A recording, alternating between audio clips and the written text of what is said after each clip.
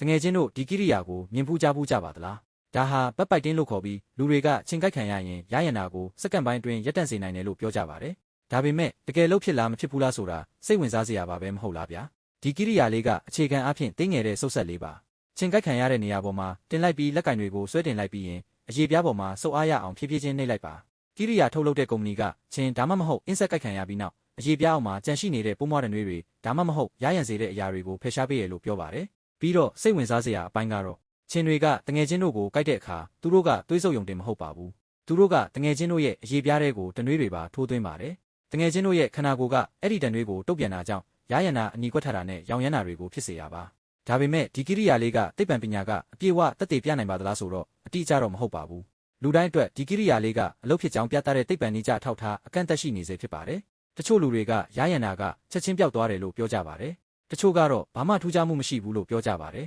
တငယ်ချင်းတို့သိချင်ရင်တော့ကိုယ်တိုင်သာဝယ်စမ်းကြည့်လိုက်ပါဗျာ